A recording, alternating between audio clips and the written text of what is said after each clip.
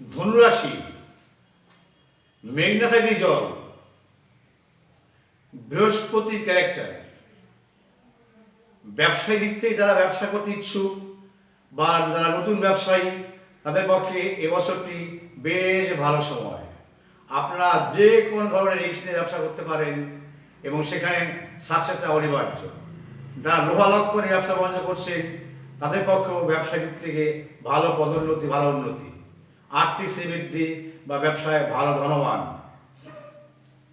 ব্যবসায়ীদের ক্ষেত্রে একমাত্র ভাগের ব্যবসা আপনারা এড়িয়ে চলুন, সেটা আপনাদের পক্ষে মঙ্গল হবে। চাকরিজীবীর ক্ষেত্রে এবছরটি ধনুরাশির পক্ষে অতি উত্তম সময়।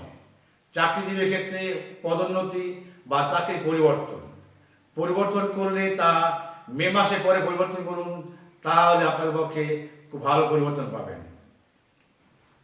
মে মাসের পর থেকে চাকরিজীবীর ক্ষেত্রে পদোন্নতি বা চাকরি সূত্রে বিদেশ যাত্রা। ধনুরাশি, এটা বৃহস্পতি ক্ষেত্রেও, বৃহস্পতি বর্তমানে খুব শুভ জায়গায় রয়েছে। সুতরাং ধনুরাশির পক্ষে এবছরটি উল্লেখযোগ্যভাবে খুব ভালো সময়। বিবাহিত জীবনের ক্ষেত্রে এবছরটি আপনাদের ক্ষেত্রে অতি উত্তম সময়। বৈবাহিক জীবনে শান্তি বজায় থাকবে। যারা প্রণয় ব্যাপারে চলছে, একটু প্রণয় ভঙ্গ যোগ আছে। জুন মাসের পর থেকে পুনরায় সেটা আবার সঠিক দিক থেকে চলবে। স্বাস্থ্য নিয়ে কোনো চিন্তার কারণ নাই। স্বাস্থ্য সম্পর্কে আপনাদেরকে একটু সচেতন হন। দেখবেন জুন মাসের পর থেকে আপনারা যে কোনো কঠিন ব্যাধি আক্রান্ত হয়েছেন, তাদের পক্ষে এবছরটি উল্লেখযোগ্যভাবে আরোগ্য লাভ। বাড়িঘর সংক্রান্ত ব্যাপারে আপনারা যে কোনো রিস্ক নিতে পারেন। বাড়িঘর সংক্রান্ত ব্যাপারে 2024 উল্লেখযোগ্যভাবে ভালো সময়।